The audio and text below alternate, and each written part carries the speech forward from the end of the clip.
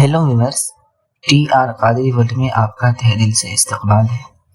آج کی حکایت کا عنوان ہے سب سے بڑا مفلس کون؟ تو چلیے ویڈیو کو شروع کرتے ہیں بغیر کسی تاخیر کے۔ حدیث شریف میں آیا کہ حضور پاک علیہ الصلوۃ والسلام نے ایک مرتبہ صحابہ کرام سے فرمایا کہ کیا تم لوگ جانتے ہو کہ مفلس کون شخص ہے؟ تو صحابہ کرام نے عرض کیا جس شخص کے پاس درہم و دینار اور دوسرے مال و سامان نہ ہو وہی مفلس ہے۔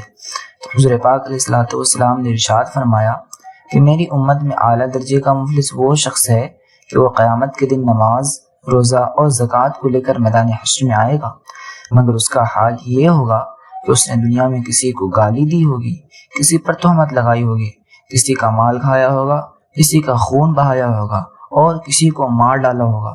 تو یہ سب حقوق والے اپنے اپنے حقوق کو طلب کریں گے تو اللہ تعالیٰ اس کی نیکیوں سے تمام حقوق والوں کو ان کے حقوق کے برابر نیکیاں دلائے گا۔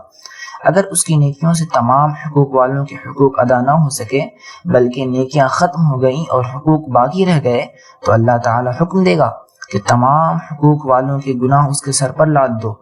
چنانچہ سب حق والوں کے گناہوں کو یہ سر پر اٹھائے گا، پھر جہنم میں ڈال دیا جائے گا۔ تو یہ شخص سب سے بڑا مفلس ہے۔ اس لیے انتہائی ضروری ہے یا تو حقوق کو ادا کرو یا معاف کرا لو، ورنہ قیامت کے دن حقوق والے تمہاری سب نیکیوں کو چھین لیں گے اور ان کے گناہوں کا بوجھ تم اپنے سر پر لے کر جہنم میں جاؤ گے۔ خدا کے لیے سوچو کہ تمہاری بے کسی و بے بسی اور مفلسی کا قیامت میں کیا حال ہوگا۔ یہ رہی آج کی مختصر سی ویڈیو۔